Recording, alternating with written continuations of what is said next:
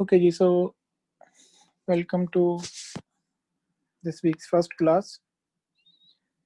Any questions regarding previous lecture? Do you want me to explain any concept before we can start today's lecture?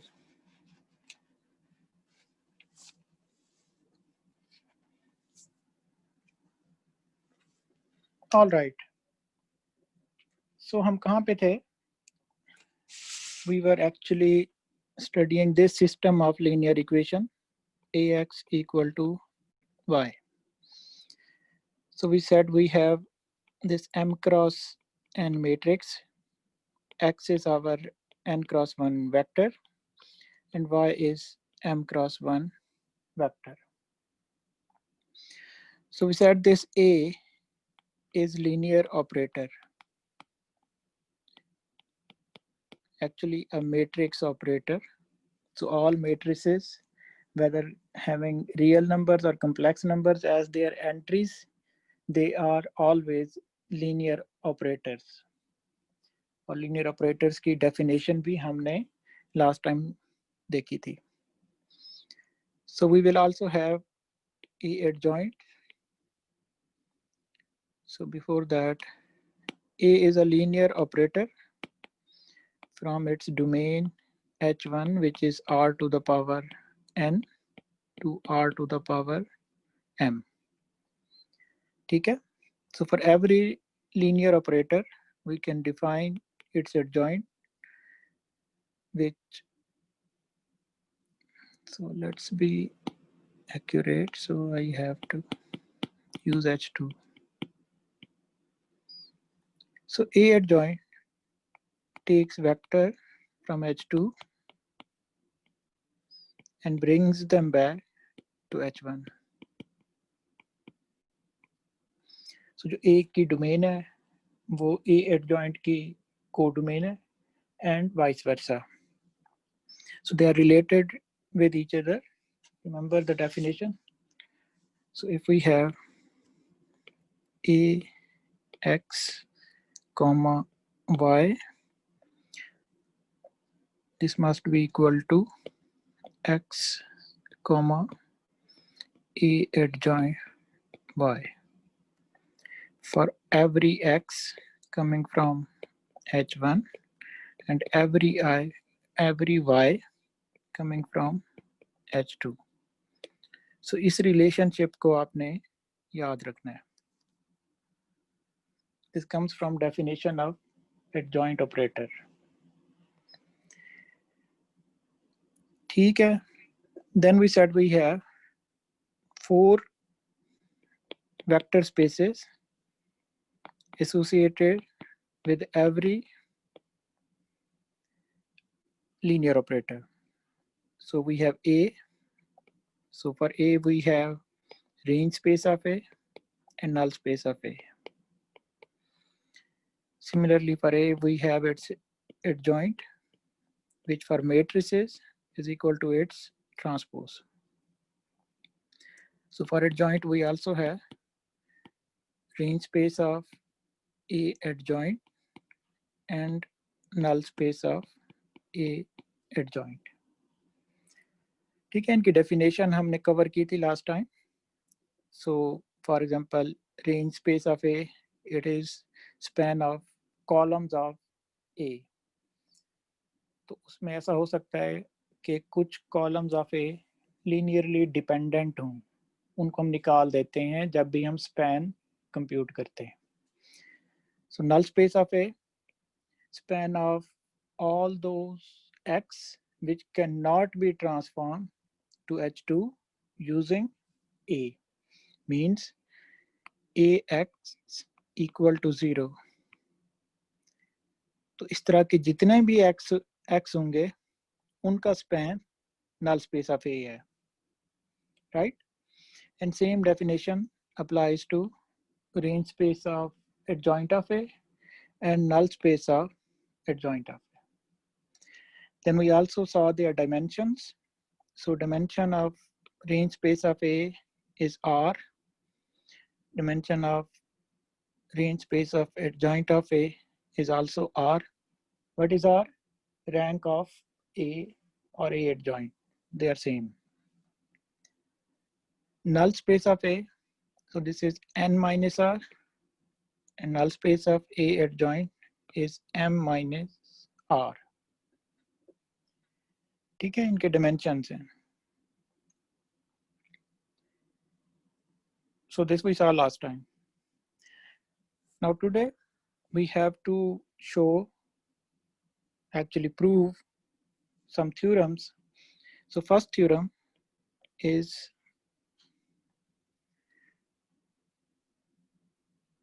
before that, let me draw the complete diagram.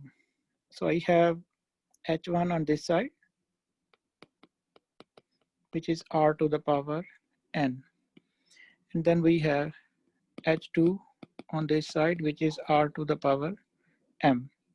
So यहाँ पे हमारे पास दो spaces हैं. One is range space of A adjoint. Another is null space of A. इस side पे भी हमारे पास दो spaces हैं. One is range space of A. Other is null space of adjoint of A. ठीक है. So जो A है वो इस H1 में से एक X लेता है और उसको ट्रांसफॉर्म करता है टू H2 फॉरवर्ड ऑपरेशन. और जो A एडजॉइंट है वो H2 में से एक Y लेता है. सो X और Y का साइज इन जनरल डिफरेंट होगा और वो आपको वापस लेके आता है H1 में. ठीक है, तो ये समरी है हमारे लास्ट लेक्चर की. So any confusion regarding this? We can go through that once again.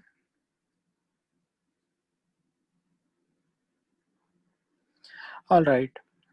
तो अब हम एक प्रूव करने जा रहे हैं जो कि हमें रिलेशनशिप बताएगा about this space which is range space of adjoint of A and this space. ठीक है, on H1 side. Similarly एक और रिलेशनशिप जो कि हमें रिलेशनशिप बताएगा between these two spaces. So let's start with codomain H2. And the theorem is range space of A is orthogonal complement. So the symbol is for orthogonal complement of null space of adjoint of A and vice versa. ठीक है, so I explained the difference between orthogonal and orthogonal complement.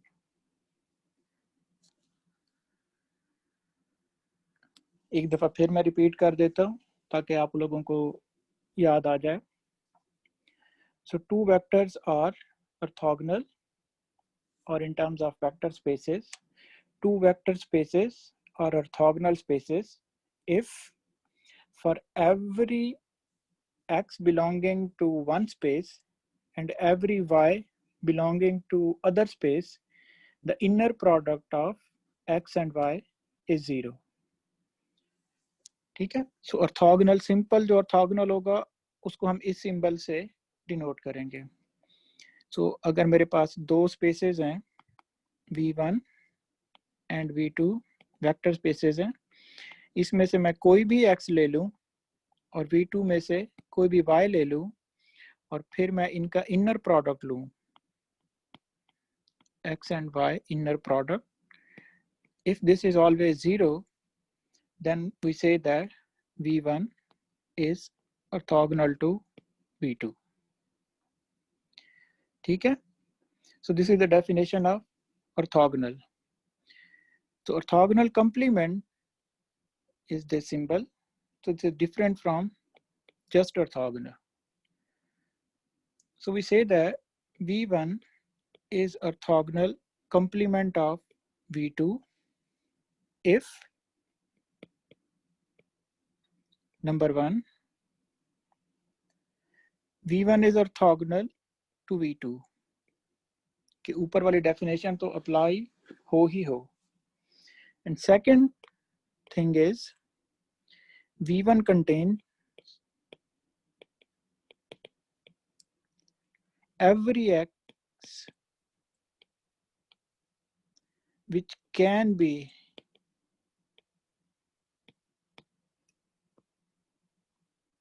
orthogonal to elements of V2. ठीक है, अब इन दोनों में difference है.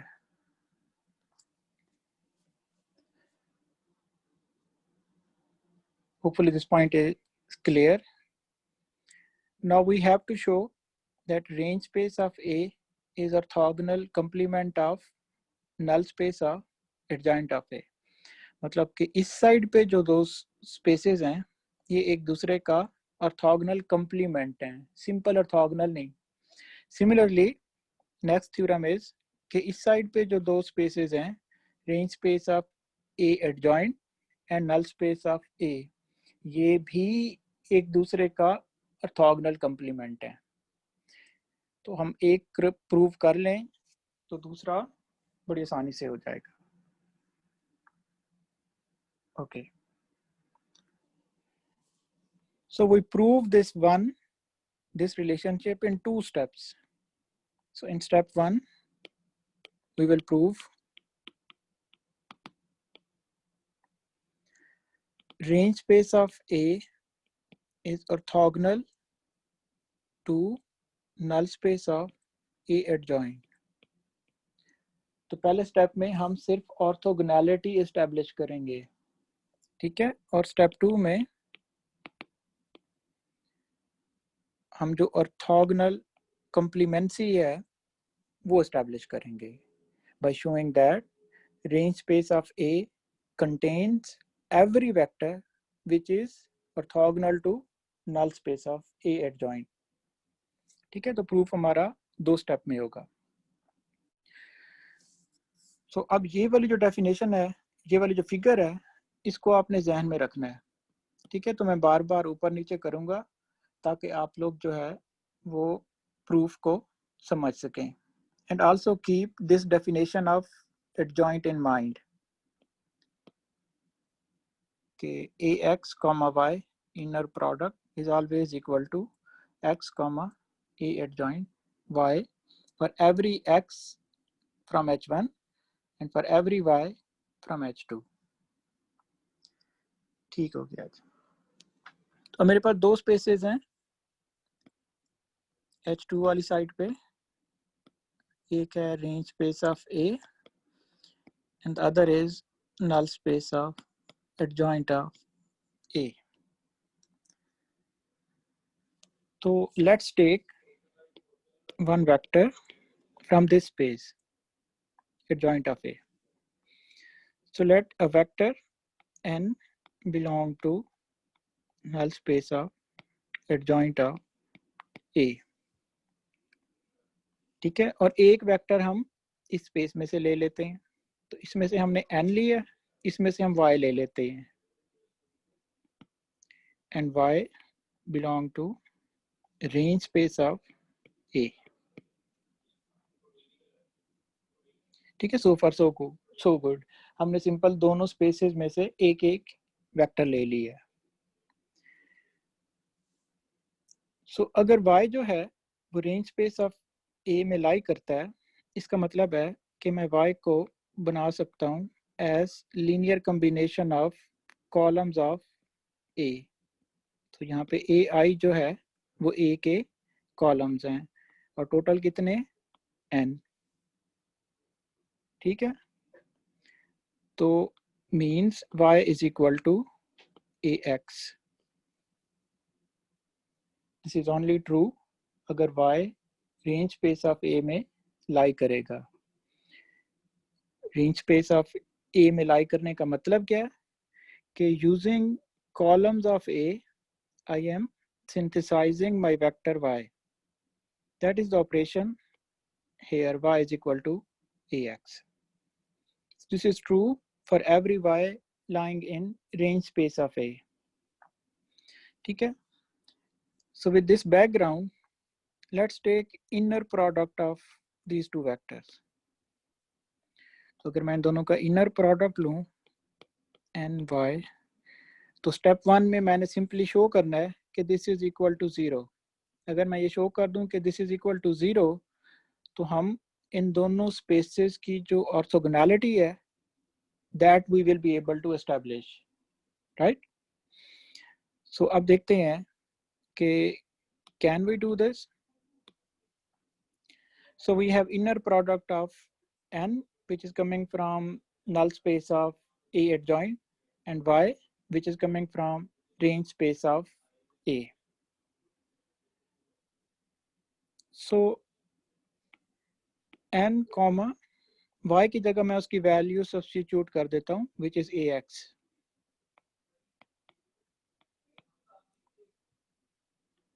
ठीक है, because if y is lying in range space of A, तो इसका मतलब है कि हम हमेशा A के कॉलम से y को सिंथेसाइज कर सकते हैं।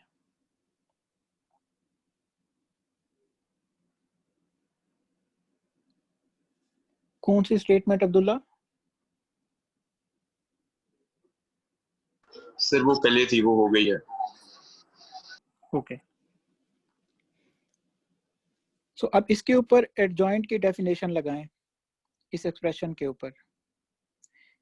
ठीक है, तो एडजॉइंट की डेफिनेशन क्या है?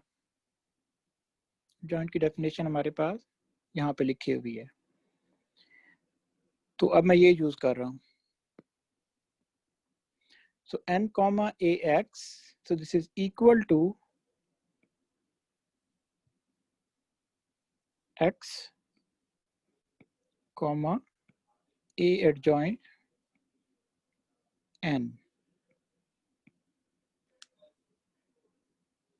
ठीक है, क्योंकि अगर a adjoint, a asterisk a का adjoint है, so this relationship will always be true for every x from h1 and every n from h2। अब क्या होगा? अब देखें, this becomes equal to,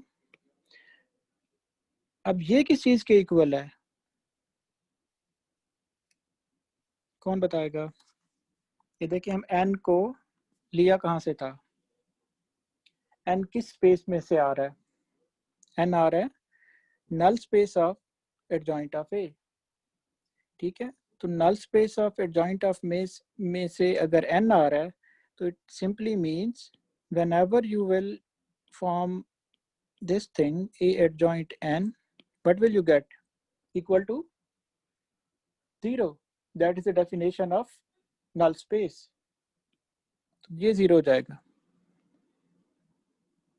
ठीक है, so this becomes equal to x comma 0, and using inner product properties, this is always 0. तो हमने क्या किया? We have proven that the inner product of n and y, n आ रहा है इस स्पेस में से which is null space of adjoint of A, and y आ रहा है range space of A में से, it is always equal to 0. यहाँ तक हमने सिर्फ ऑर्थोगोनैलिटी एस्टैब्लिश की। अब सेकंड स्टेप में यहाँ पे देख लें कोई इश्यू है तो let me zoom out for a moment.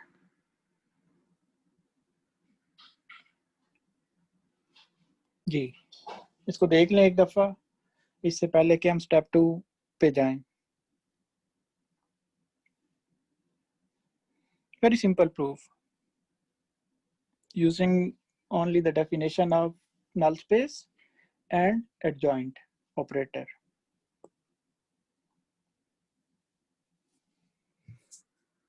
All right, तो अब स्टेप 2 में हमने ऑर्थोगोनल कंप्लीमेंट्री एस्टैब्लिश करनी है। तो उसके लिए सबसे पहले एक दफ़ा फिर अपने जहन में सोचें, what is the difference between orthogonal and orthogonal complement. ठीक है, मैं इसको लास्ट टाइम भी मैंने बहुत ज़्यादा स्ट्रेस किया था, आज भी मैं बहुत ज़्यादा स्ट्रेस कर रहा हूँ इसको, कि उसको ज़रा एक दफ़ा जहन में रखें। तो अब क्या करते हैं स्टेप 2 में, in order to prove orthogonal complemency of these two spaces, let's take a vector y from a space which is orthogonal complement of range space of A. हमें नहीं पता ये कौन सी स्पेस है at the moment, ठीक है, लेकिन ये जो भी स्पेस है इसमें से मैंने एक वेक्टर ले लिया है y, ठीक है। अब मैं ये शो करूंगा कि y एक्चुअली बिलोंग्स टू, तो मैं ये शो कर दूं कि y actually belongs to null space of A adjoint, then null space of A adjoint is same space as orthogonal complement of range space of A, ठीक है। तो आप एक हाइपोथेटिकल स्पेस जिसका हमें नहीं पता कि कौन सी है, बट हमें सिर्फ ये पता है कि it is orthogonal complement of range space of A, उसमें से हमने एक वेक्टर लिया y. Now we will show that this vector actually belongs to null space of adjoint of A, ठीक है। in this way we will be able to establish orthogonal complemency. Okay, so if y belongs to orthogonal complement of range space of A, तो फिर क्या होगा कि ये देखें, ये है मेरे पास रेंज स्पेस ऑफ A। इसका मतलब ये है इसमें जितने भी वेक्टर्स हैं they can be written like this AX, ठीक है, कि X जो है वो कोई इधर वेक्टर था H1 में, जब आपने A लगाया तो आपको कोई वेक्टर मिल गया यहाँ पे। तो all of the vectors which are in this space can always be written as AX, ठीक है। तो अब अगर मैं AX लिखता हूँ तो इसका मतलब है ये किसी भी वेक्टर को रिप्रेजेंट कर रहा है जो कि रेंज स्पेस ऑफ A में पड़ा हुआ है, यहाँ पे इधर पड़ा हुआ है। अब इस वेक्टर का मैं इनर प्रोडक्ट लेता हूँ Y से। Y कहाँ से आ रहा है? एक हमारी स्पेस है जो कि ऑर्थोगोनल कंप्लीमेंट है रेंज स्पेस ऑफ ए के। इन अदर वर्ड्स, आपने एक वेक्टर ले लिया रेंज स्पेस ऑफ ए से और दूसरा वेक्टर ले लिया उसके ऑर्थोगोनल कंप्लीमेंट में से, राइट। अब इनका जरा इनर प्रोडक्ट देखते हैं। What will be this equal to? जी, any answer? Anyone? Inner product ले रहा हूं दो वेक्टर्स का, एक वेक्टर जिस स्पेस में से आ रहा है वो दूसरी स्पेस का ऑर्थोगोनल कंप्लीमेंट है। हाँ जी सलार। सर 0 होगा। जी ये 0 होगा, हमेशा 0 होगा। Orthogonal complement automatically means orthogonal, and orthogonal means their inner product is 0, right? So this will always be 0 because this thing is coming from range space of A and this thing is coming from orthogonal complement of range space of A, ठीक है। तो which is equivalent to saying, अब यहाँ पे फिर adjoint की definition लगाएं। So I can say X comma A adjoint Y inner product equal to 0, ठीक है। So this is true for every X belonging to H1 because this comes from definition of adjoint operator. अब इस equation को interpret करें कि X और ये भी एक वेक्टर है A adjoint into Y is always equal to 0. So that is only true if and only if A adjoint of Y is equal to 0। क्यों? क्योंकि x जो है वो नॉन जीरो भी हो सकता है, x के ऊपर हमने कोई कंडीशन नहीं लगाई, ठीक है। But if this inner product is always 0 regardless of x, तो दूसरी चीज को हमेशा 0 होना पड़ेगा, दूसरे वेक्टर को। That is only possibility. So we say that, अब इसको दोबारा इंटरप्रेट करें, where does y lie? So y lies in null space of adjoint of A. ठीक है, that is what we had to prove. क्योंकि हमने y को originally कहाँ से लिया था? एक ऐसी स्पेस में से जो कि रेंज स्पेस का ऑर्थोगोनल कंप्लीमेंट थी, and we have shown that that space is actually null space of adjoint of A. ठीक है, अब ये जो दो स्पेसेस हैं इनको हम ऐसे डिनोट करेंगे,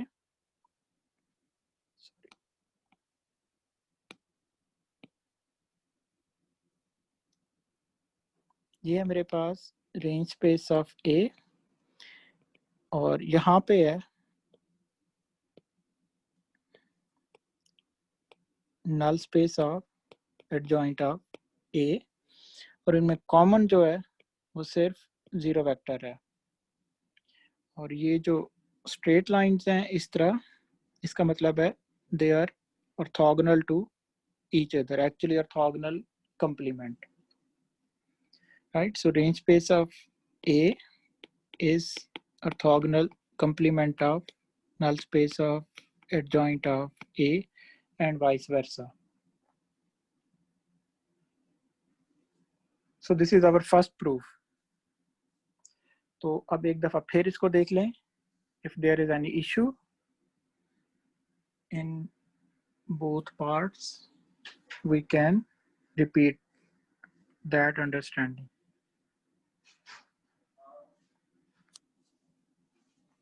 या कोई क्वेश्चन है?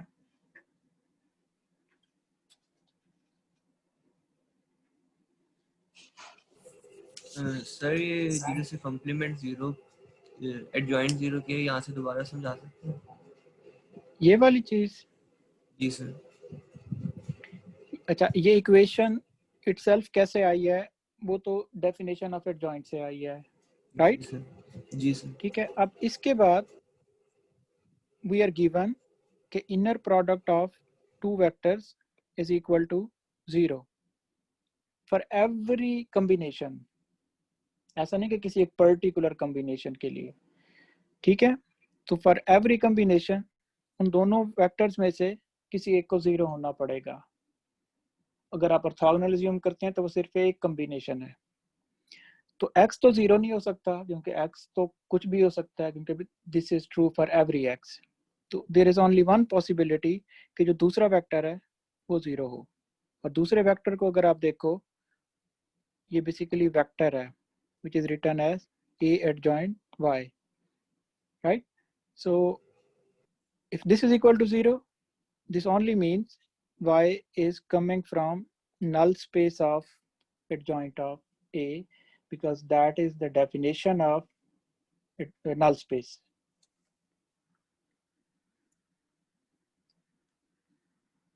तो इसको एक दफा फिर देख लीजिएगा नोट्स में से भी और रिकॉर्डेड लेक्चर में से भी प्रूफ को। तो सिमिलरली ऑन H1 साइड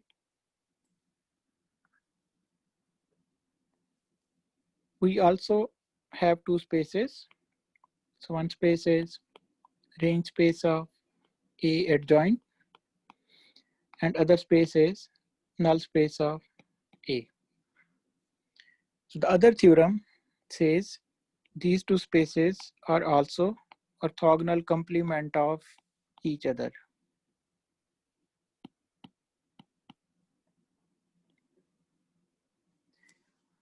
तो बिल्डिंग ऑन सेम लाइंस आप इसको खुद से प्रूव करके देख सकते हैं कि this is also true,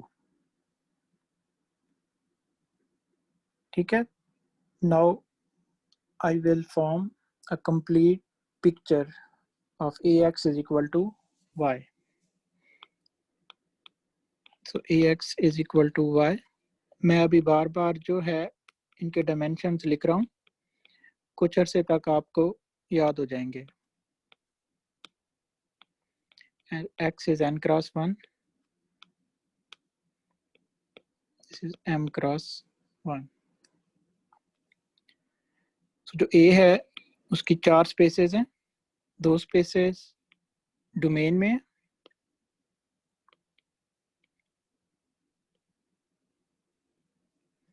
so h1 is r to the power n, so this is called domain of a। so इसमें 2 स्पेसेस हैं, एक है range space of a adjoint which means a transpose, और दूसरी स्पेस है null space of a। जो a की को डोमेन है उसमें भी 2 स्पेसेस हैं फर्दर, so एक स्पेस है range space of a and the other one is null space of adjoint of a। so this h2 is r to the power m, it is called codomain of a। जो a की range है वो सिर्फ ये space है, range and null space of adjoint of a, they form codomain of a। अब ये दोनों ऑर्थोगोनल हैं एक दूसरे के, इस साइड पे भी और इस साइड पे भी। Very nice picture. इनके डायमेंशंस भी देख लेते हैं। सो इसका डायमेंशन क्या है? Rank of A. इसका डायमेंशन भी rank of A which is also equal to rank of adjoint of A. और जो इसका डायमेंशन है that is n minus R, और जो इसका डायमेंशन है it is m minus R. n number of columns है, m नंबर ऑफ रोज हैं, r जो है वो आपका रैंक है। ठीक है, this is complete picture of ax is equal to y। यहाँ पे कोई सवाल?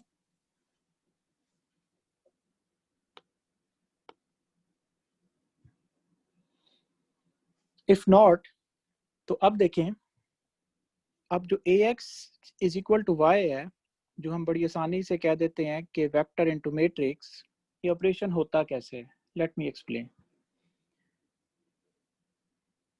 So this x, it is coming from h1. h1 is further decomposed into 2 spaces, this one and this one। तो इन जनरल क्या होगा, हमारा जो x है, if this is x, तो x का एक कंपोनेंट यहाँ से आएगा और x का जो दूसरा कंपोनेंट है वो यहाँ से आएगा।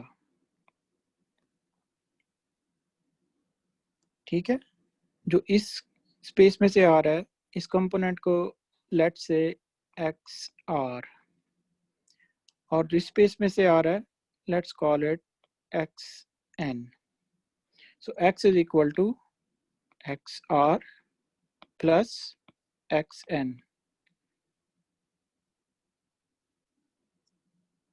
और एक्स लाई करेगा इन जनरल h1 में। हो सकता है कभी एक्स आर जीरो हो सकता है कभी एक्स एन जीरो हो, बट इन जनरल ये दोनों कंपोनेंट्स होंगे x के अंदर। सो a क्या करेगा, a इस x को उठाएगा और इसको उधर लेके जाएगा दूसरी स्पेस में। ये एरो किधर जाएगा, कहाँ पे जाएगा? इस डब्बे के अंदर, 0 पे, या इस डब्बे के अंदर? कहाँ पे जाएगा? Any answer? 0 पे सर। क्यों 0 पे?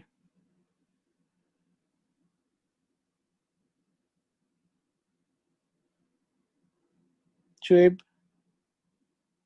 Sir, will it be a linear combination of y r and y n?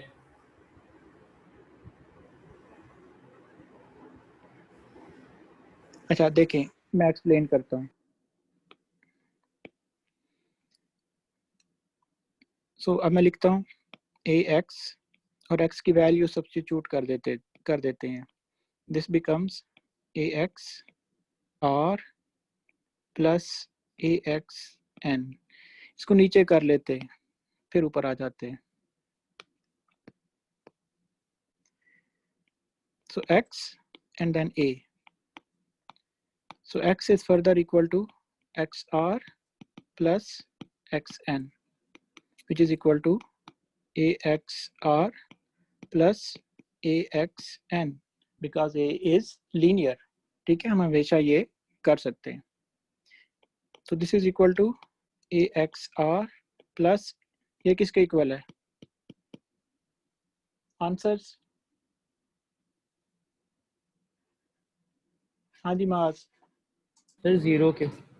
जी ये 0 के इक्वल है। क्यों?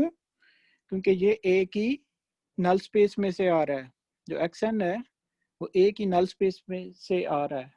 कोई भी वेक्टर जब अपनी नल स्पेस में से कोई वेक्टर उठाएगा, सॉरी कोई भी मैट्रिक्स जब अपनी नल स्पेस में से कोई वेक्टर उठाएगा तो आपको हमेशा 0 रिटर्न करेगा। That is the definition of null space.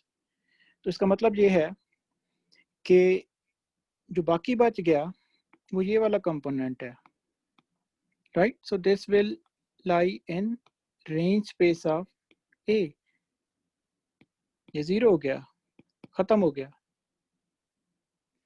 So this combine, it will go somewhere here. This point is a x r. अब अगर इंडिविजुअली इन वेक्टर को पकड़ें, फॉर एग्जांपल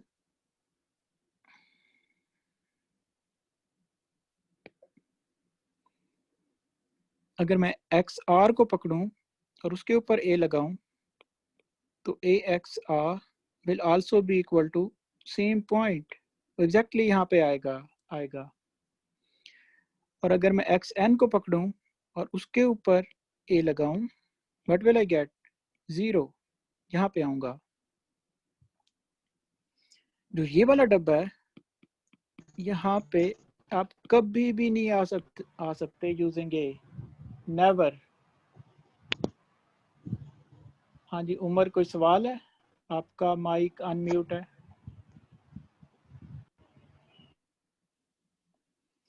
ठीक है, तो यहाँ पे जो null space of adjoint of A है, यहाँ पे हम कभी भी नहीं आ सकते using A. That is what is happening in ax is equal to y.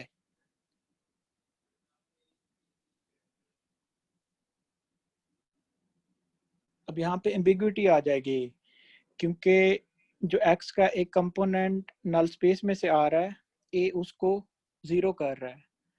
तो जब आप वापस x फाइंड करने लगेंगे तो जरूरी नहीं कि you will always be able to find that x, क्योंकि वो जो नल स्पेस वाला कंपोनेंट था वो 0 हो गया। ठीक है, ये चीज क्लियर है?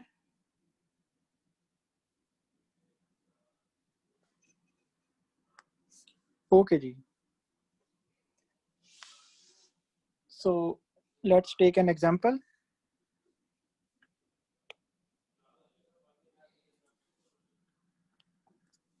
Suppose we have a which is 1 2 3 6।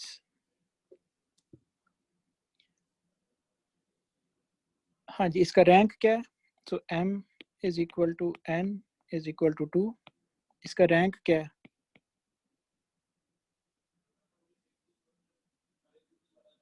Anyone? What is the rank? Yes, 1। क्योंकि आपके पास अगर कॉलम्स हैं दे आर लीनियरली डिपेंडेंट। 1 3 को आप 2 से मल्टीप्लाई करें, यू विल गेट 2 6। ठीक है, सिमिलरली जो रोज हैं वो भी लीनियरली डिपेंडेंट है। Okay,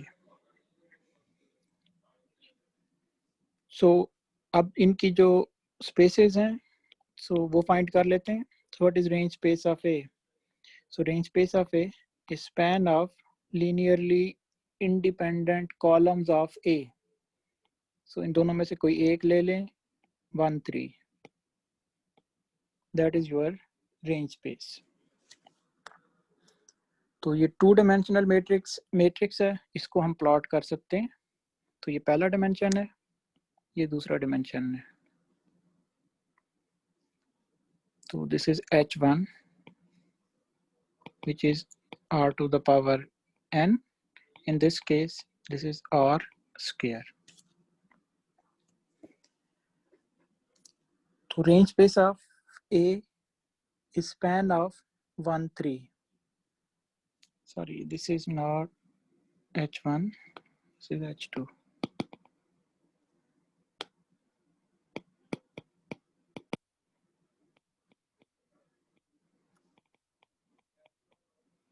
Because range space of A is subspace of codomain.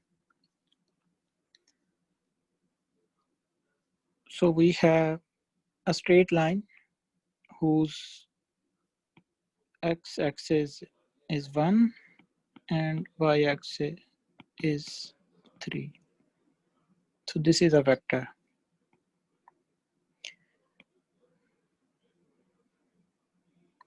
ये जो straight line है, sorry,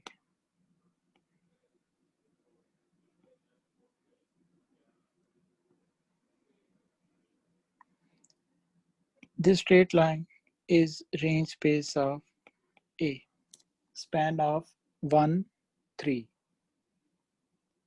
ठीक है.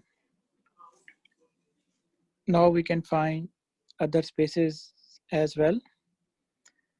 So last time मैंने आपको null space find करने का तरीका बताया था. So if you will find null space of A transpose, which is A adjoint, so that turns out to be span of only single vector because its dimension is m minus r. So m is 1, r is 1, m minus r is 1. So it is simply minus 3 1. अब find करके देख लें, A का transpose लें, उसी तरीके से A transpose into Y equal to 0 और फिर y का वो कॉम्बिनेशन फाइंड करें जो कि उस इक्वेशन को सेटिस्फाई कर रहा हो. So this is minus 3 1. So minus 3 is somewhere here and 1 is somewhere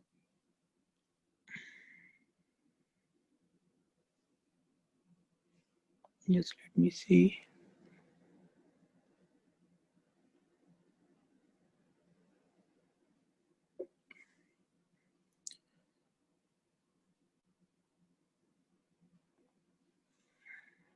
It will be a space like this.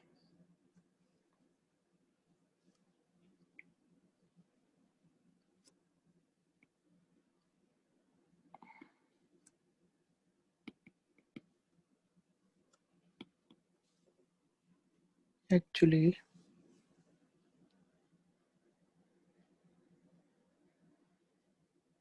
ठीक बनाइए.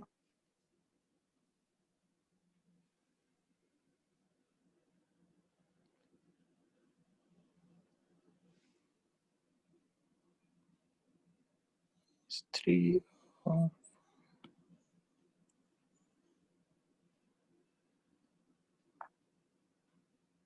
यस ठीक है, ये वेक्टर होगा.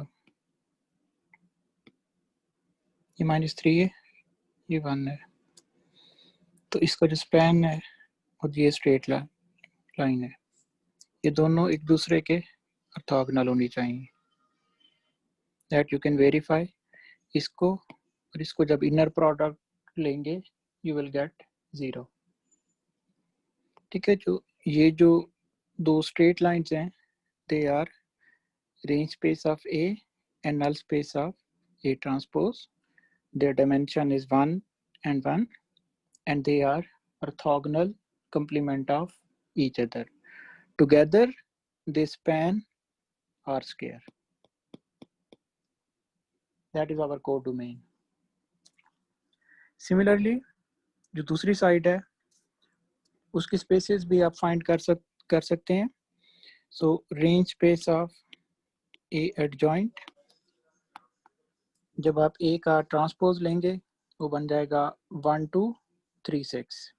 ठीक है. सो this will be simply span of 1 2.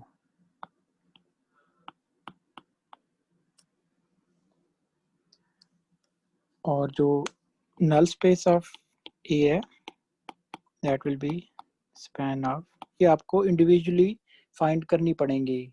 जैसे होमवर्क में भी एक सवाल है, although you can use MATLAB जब आप किसी प्रॉब्लम पे काम कर रहे होंगे, रियल वर्ल्ड प्रॉब्लम पे, बट इट इज़ बेटर कि आपको ये फाइंड करनी आती हो खुद से. So it's span of -2 1. तो जो आपकी H1 है that is also decomposition of two spaces. One is 1 2, so 1 2 is somewhere here.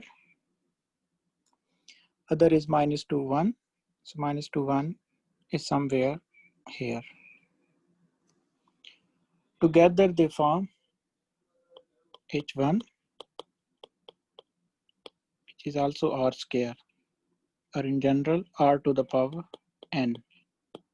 N in this case is 2. ठीक है. तो दो स्पेसेस आपके डोमेन को कवर कर रही हैं और दो स्पेसेस आपकी को डोमेन को. अब अगर कोई भी आप एक जेनेरिक x लें, so if for example you take x from H1, so as an example if you take x as 1 2, so 1 2 is from here and -2 1 plus -2 1, you get x which is -1 3.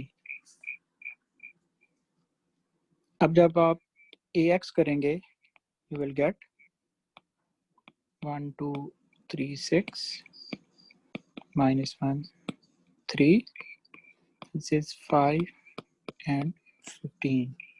So 5 and 15 lies here somewhere on this range space, somewhere here, exactly on range space.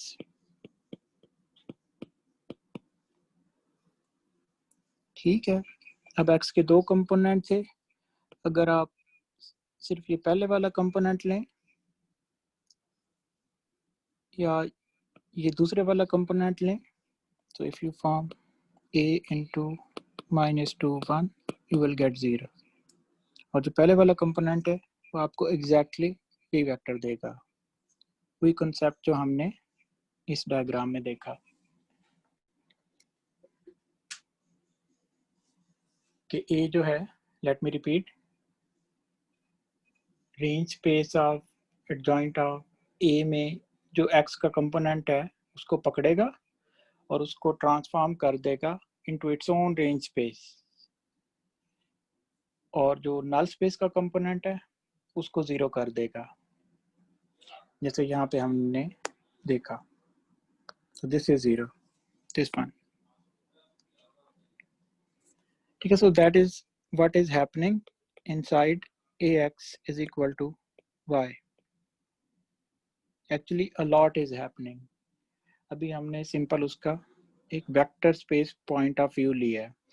अभी जब हम solution में जाएंगे तो इसके solution का मतलब है given a and y, find x.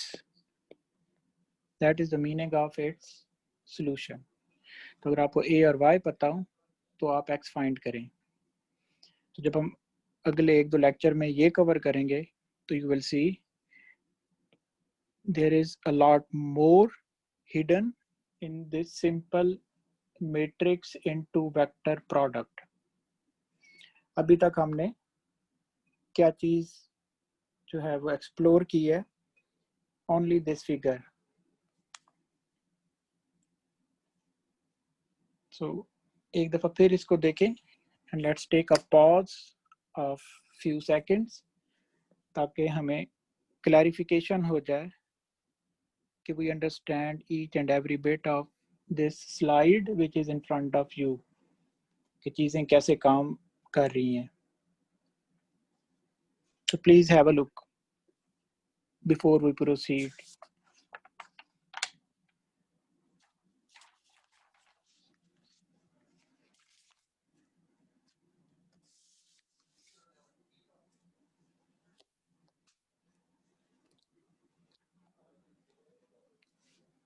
हाँ जी, कोई क्वेश्चन?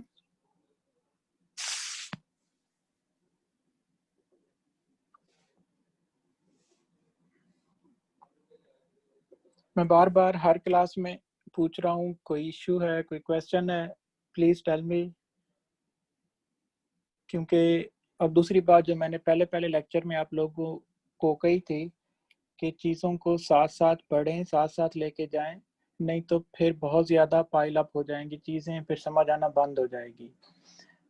अब हम कर बिल्कुल ये सिंपल लीनियर अलजेब्रा रहे हैं कि ax is equal to Y. अभी हमने सिंपल इसका फॉरवर्ड ऑपरेशन समझा है कि given x, how does a translate that x into y. अब हम इसका रिवर्स ऑपरेशन समझेंगे कि given a and y, how can we find x and under what conditions we are able to find x. ठीक है, and that is much more complicated to understand as compared to this forward operation. Or without knowledge of vector products in vector spaces and inner products, we will not be able to understand all of these concepts. जी माज, question है? जी sir. Sir ये पूछना था कि ये जो null space में जितने भी नल स्पेस ऑफ ए में जितने भी वेक्टर रिजाइड करते हैं वो जीरो पे मैप हो जाते हैं ए के थ्रू, तो इसकी इम्प्लीकेशन क्या है? मतलब जो यहाँ पे वेक्टर रिजाइड कर रहे हैं उनका फायदा क्या जब वो जीरो पे मैप होंगे? उनका बहुत ज़्यादा फायदा है. तो जैसे जैसे हम आगे जाएंगे तो हम देखेंगे the most important space is actually null space. ठीक है, जो range space of A adjoint है और जो रेंज स्पेस ऑफ ए है, they are actually very trivial places कि एक में से वेक्टर उठाया ए ने, उसको मैप कर दिया दूसरे वेक्टर पे. हम देखेंगे कि जो नल स्पेस के वेक्टर हैं उनकी क्या इंपॉर्टेंस है. ठीक है, and without any knowledge can we recover them?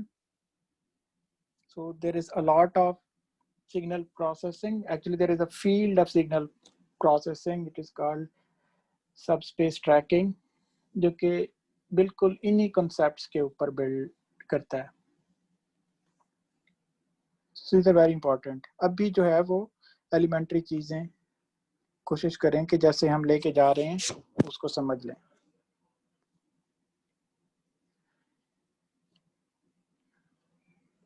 Any further question? अच्छा, दूसरी बात जो आपके लेक्चर में LMS पे अपलोड कर रहा हूँ, स्पेशली वीडियोस, कोशिश करें उनको साथ साथ डाउनलोड करते जाएं क्योंकि LMS पे स्पेस लिमिटेड होती है. तो ऐसा हो सकता है कि आफ्टर 3-4 लेक्चर्स मैं लेक्चर 1 को डिलीट कर दूं वहाँ से.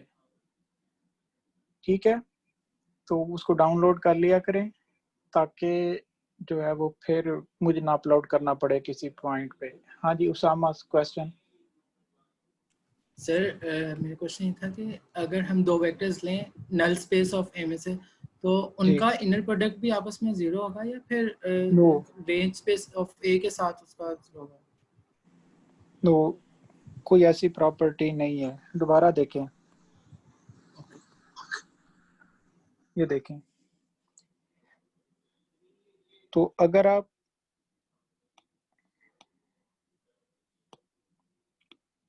आप इस स्पेस में से कोई वेक्टर लेंगे जो रेंज स्पेस ऑफ एडजॉइंट है, ठीक है, इसका, और अगर इसमें से कोई वेक्टर लेंगे, इसका इनर प्रोडक्ट लेंगे तो जीरो होगा. ठीक है, सिमिलरली अगर आप इस स्पेस में से कोई वेक्टर लेंगे which is range space of A, और इस स्पेस में से कोई वेक्टर लेंगे which is null space of adjoint of A, तो उनका इनर प्रोडक्ट जीरो होगा. बस सिंपली हम ये कह रहे हैं, इसके अलावा हम कुछ भी नहीं कह रहे. ठीक है, Okay, sir. So it is always important कि हमें पता हो क्या कहा जा रहा है, और उससे भी ज्यादा इम्पोर्टेंट ये है कि क्या नहीं कहा जा रहा, right? So be careful while interpreting results, especially in mathematics. All right, Ji. So now we have this bigger problem in front of us, which says, okay, we know about A, we know about its 4 fundamental spaces, we know their dimension, we know everything about A and its adjoint. We also know about vector Y. So this information is given.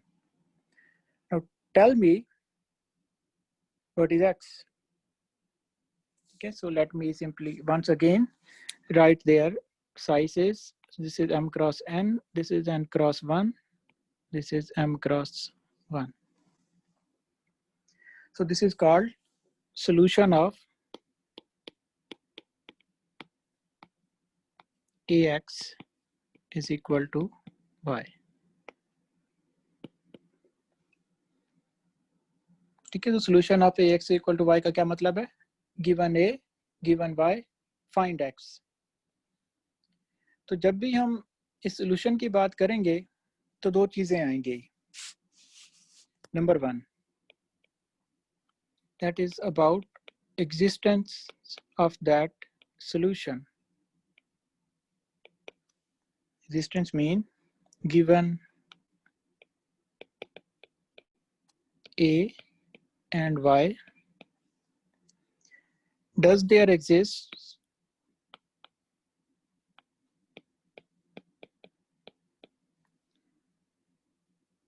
any X such that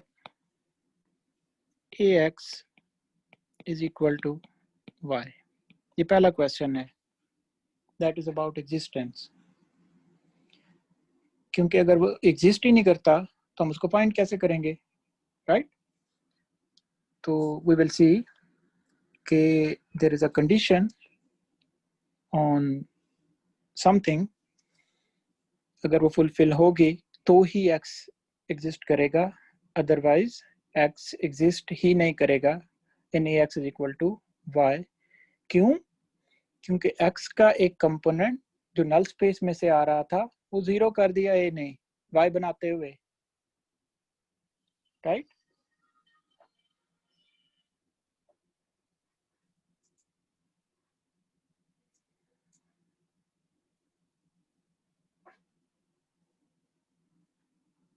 दूसरा question क्या होगा? That is about uniqueness.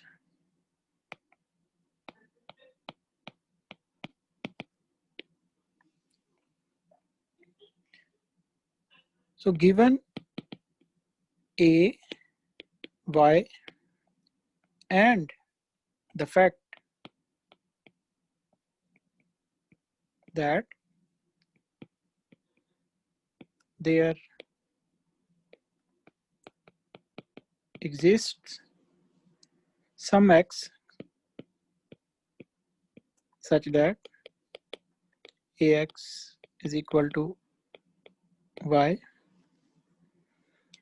ये question है अब, is this X unique?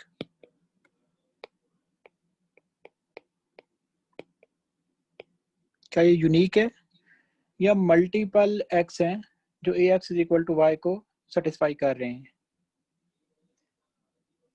ठीक है, अब ये दो क्वेश्चन है हमारे सामने, इनके हमने आंसर करने हैं. Number 1 is about existence, number 2 is about uniqueness. तो जब तक हम एग्जिस्ट नहीं कर पाएंगे किसी भी सॉल्यूशन की एग्जिस्टेंस को, यूनिकनेस क्वेश्चन इज यूजलेस. ठीक है, so once we have established existence, then and only then we can explore the uniqueness of question,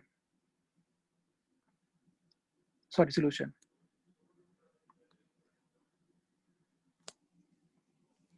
Okay ji, so let's start with first condition, that is existence.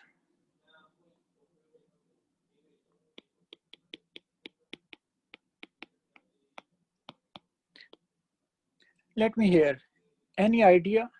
अभी जो हमारी discussion हुई है उससे किसी को कोई आइडिया आ रहा हो, या आपने लीनियर अलजेब्रा का कोर्स अंडरग्रेड लेवल पे भी लिया होगा? Any idea when a solution X will exist given A and Y? Any idea? Let me hear. Good, Arslan, Mohsen. Further?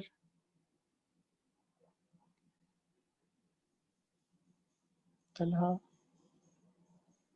Anyone else?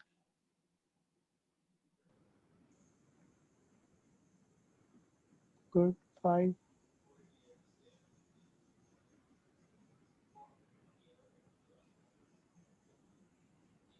Okay, let me start from Mohsen. Hanji. Sir, since the operator A maps a vector X to its range space, we can check that the vector Y lies in the range space of A. Okay, so let's hear Isha. ठीक है. Sir, the determinant of A perhaps could also be one of the factors for backtracking. If the determinant is non-zero, then only we can obtain X. Okay, Salar. Sir, that was my thought as well, that the determinant should be non-zero. Arslan. Sir, मेरा भी ख्याल यही है कि as long as y exists in the column space of A या range space of A, तो हम find कर सकते हैं next which maps it to y. Yes, actually that is the answer. So we have a theorem which is fundamental theorem of linear algebra. We call it Fredholm alternative theorem.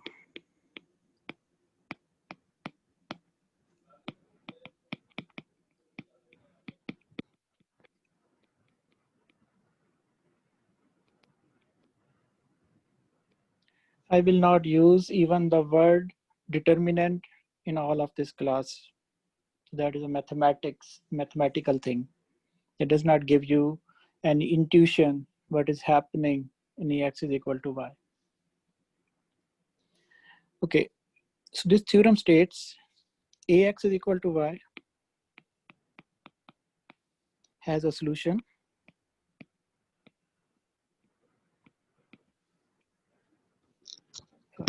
let's be more mathematically correct, has at least a solution. Talha आपका mic on है. If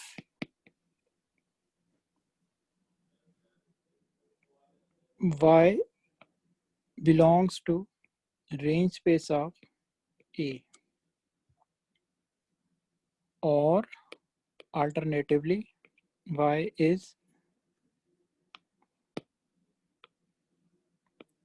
orthogonal to null space of A adjoint.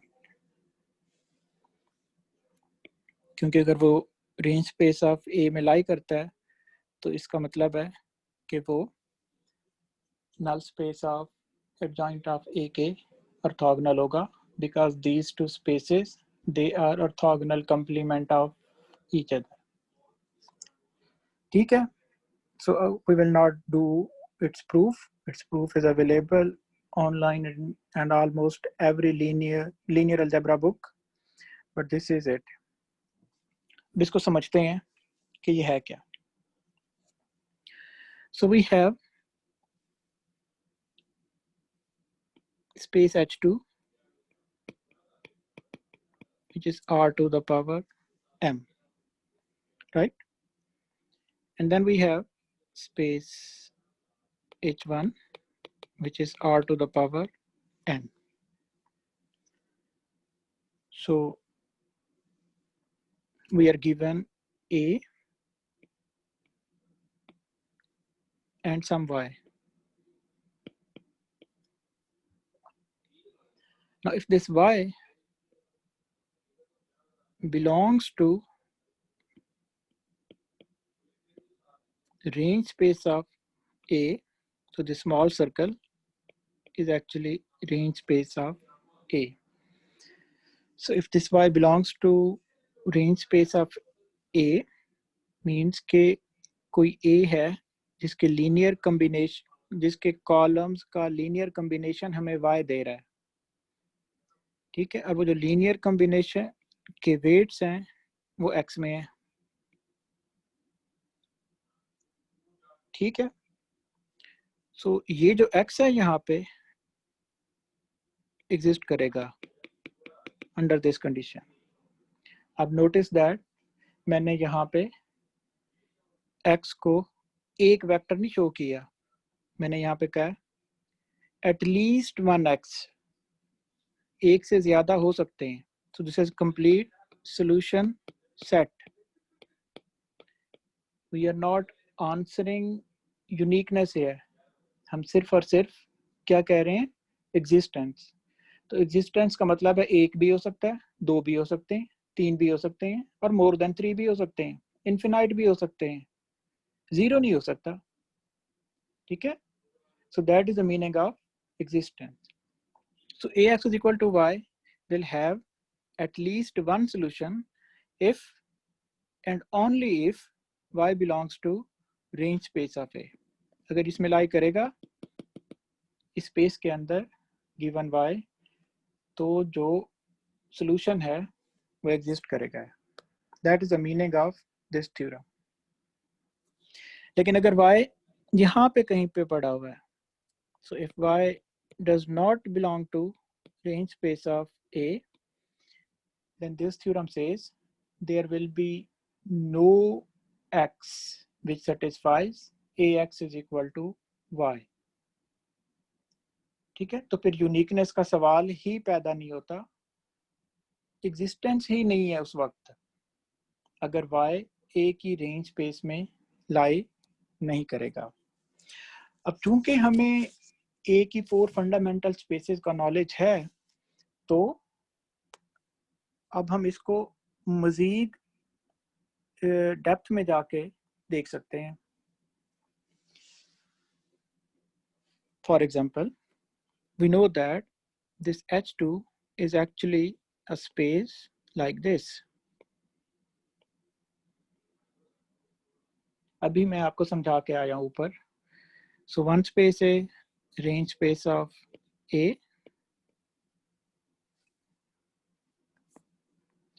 This space is null space of A adjoint. This is a zero vector which is common because they are vector spaces.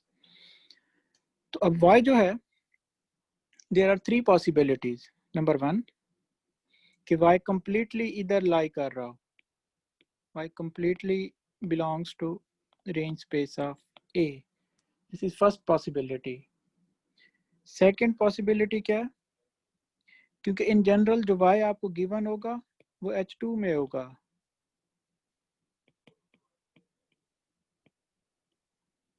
ठीक है। दूसरी possibility ये है कि y लाई कर रहा हो completely यहाँ पे, which is null space of A adjoint.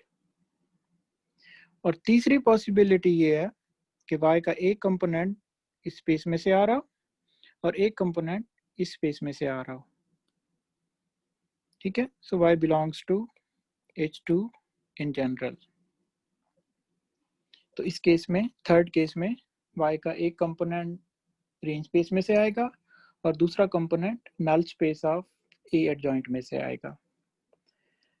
Now only in first case there will be an exact x which will exist such that Ax is equal to y.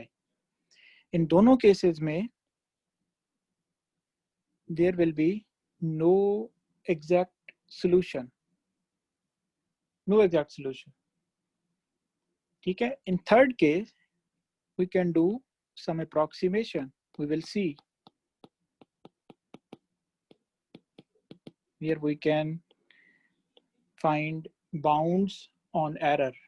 उस approximation error की. In second case, we can do nothing. I will come to that point when we will transform this geometrical condition to algebraic condition. जी आफाक बेटा.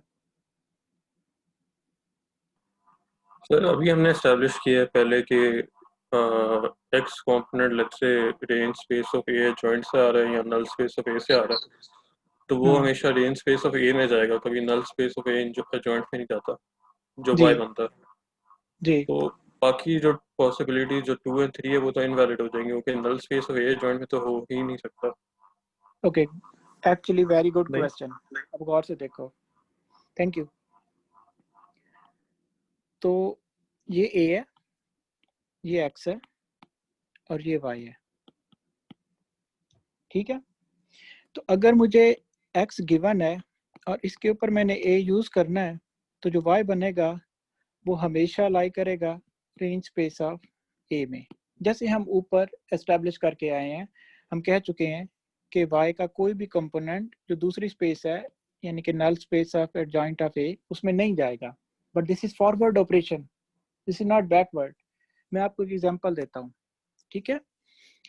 अब ये ए जो है यहाँ पे एक लीनियर सिस्टम को रिप्रेजेंट कर रहा है, राइट? तो लेट्स सपोज ये जो लीनियर सिस्टम है, and this is always the situation. इस लीनियर सिस्टम ने जो आपको output the corresponding to some x, let's suppose x था 1 0, तो इसने आपको आउटपुट दे दी 1 1 2 3, ये दे दी. This is true output. लेकिन almost every time you will never be able to observe this true output. There is always some noise, right? हो सकता है कि वो 1 1 2 2 3 को ये करके दे दे. सॉरी, इसे 3 की जगह ना मैं 0 कर देता हूँ. 1 -2 -10 एंड 100. हो सकता है वो आपको ये आउटपुट दे दे सिस्टम.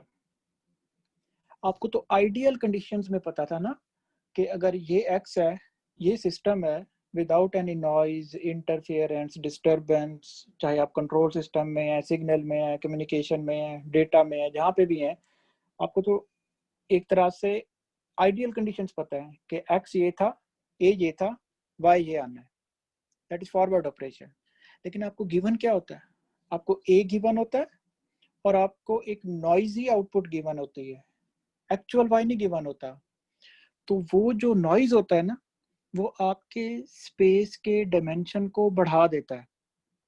क्या मतलब है कि अगर y ने सिर्फ यहाँ पे लाई करना था ना, तो वो y में यहाँ से भी कुछ कंपोनेंट ऐड करके आपको दे देगा. ठीक है. तो आपके जो y है उसका डायमेंशन बढ़ जाता है. So that is always the case कि आपकी जो डेटा की डायमेंशन है वो बढ़ जाती है as compare to its intrinsic dimension, जो कि इसकी ट्रू डायमेंशन है. But we don't know its true dimension. ठीक है. सो आपका जो y होगा वो हमेशा H2 में लाई करेगा. There will never be a case जिसमें वो हमेशा रेंज स्पेस ऑफ A में लाई करेगा, एक्सेप्ट जब हम ये सवाल कर रहे हैं. एक्चुअल में जब इसको प्रैक्टिकल चीज़ों पे लेके जाएंगे तो y हमेशा लाई करेगा in H2 due to noise and other things. Clear है ये पॉइंट? Very important point. क्योंकि जब हम फॉरवर्ड ऑपरेशन देखते हैं तो हमें लगता है हमेशा यही है कि अच्छा x को a पकड़ के किधर लाएगा, हमेशा रेंज स्पेस ऑफ a में लाएगा, अपनी रेंज स्पेस में लाएगा. तो ये सर कैसे कह रहे हैं कि उधर से भी कोई कंपोनेंट आ सकता है, राइट? तो अब हमें y को एक दूसरे एंगल से देखना पड़ेगा कि y हमें जो गिवन है उसमें कोई करप्शन है which has increased its dimension. Clear है ये पॉइंट आफाक एंड एवरीवन? जी sir. Okay, we will also see methods in which we can actually reduce the dimension of given data. For example, PCA यही करता है. All right. तो अब यहाँ पे कोई और question? Anything else?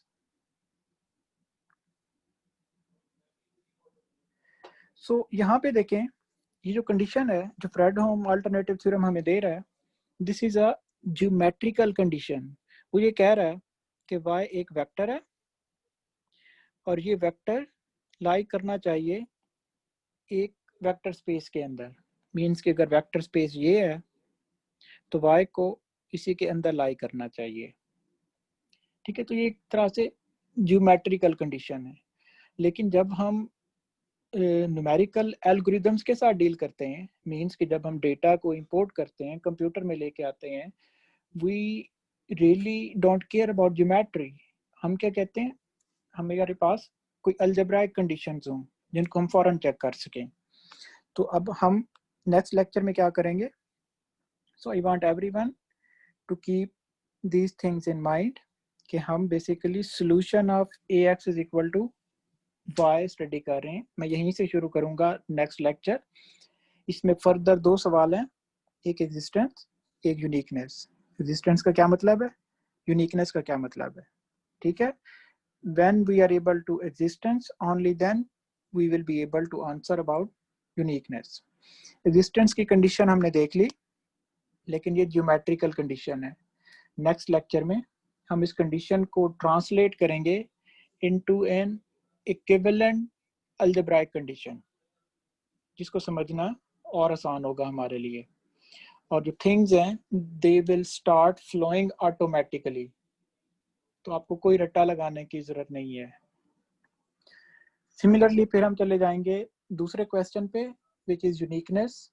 उसमें भी हम पहले ज्योमेट्री से समझेंगे और फिर हम उस कंडीशन को ट्रांसलेट करेंगे इनटू इक्विवेलेंट अलजेब्राइक कंडीशन. ठीक